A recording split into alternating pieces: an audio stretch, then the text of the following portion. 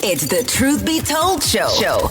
Who's the caller? Welcome to the Truth Be Told. It's Better Days with Peter Hayes. Oh, my God. And there's a big, big movement to tear down America and say America's 100% evil, never did right, never did good. What Dr. Frank Simon's doing, American Family Association, is very, very important. If we continue to let the family be destroyed, marriage and heterosexuality, we will lose our society and community, and we'll lose our country. Better Days with Peter Hayes. He said something about relationships with your country, or that's what I got out of it. He said that, when you hate your country, then, it causes dissension and different things of that nature. And it makes me think about the correlation of relationships in general. Right. Like we have a relationship with our country, just like we have relationships with each other, with people, just like people are married, just like man and woman have relationships, and if you are feeling negative about the other party of your relationship, and no matter what that relationship is, dissension can grow.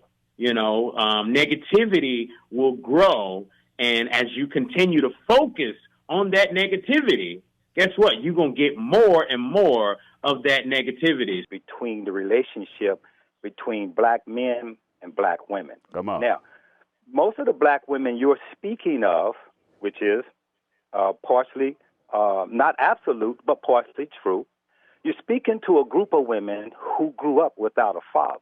Yes, sir. Because, see, here's the dynamics of it. If a young girl grows up with a father in the home, well, when the father has that deep voice, she understands the masculinity in that voice and the femininity in the woman, in the mother's voice.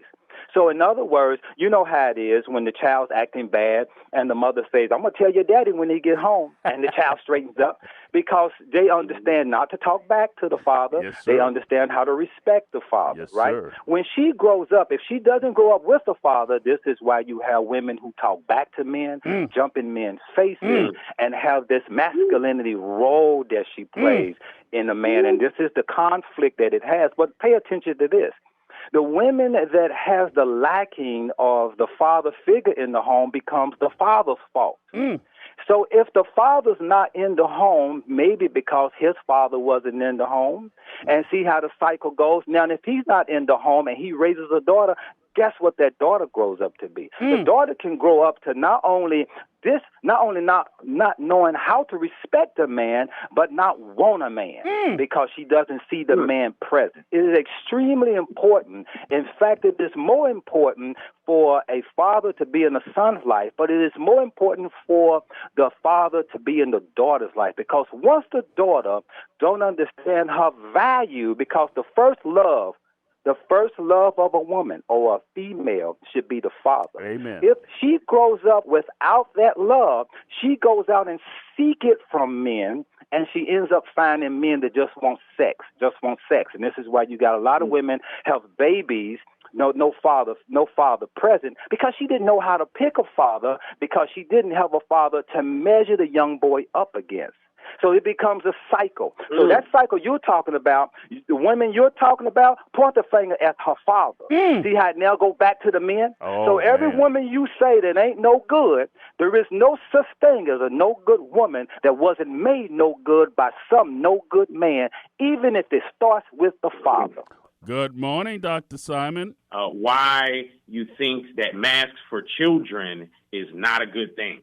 Well, the thing is, children are not going to have a big problem with COVID. If they get it, they may not even know they got it. And these masks are probably more trouble than they're worth. They break them out in acne, and their face is breaking out. They can't breathe. Some of them have asthma, and they're trying to breathe through this cloth mask. It's harder.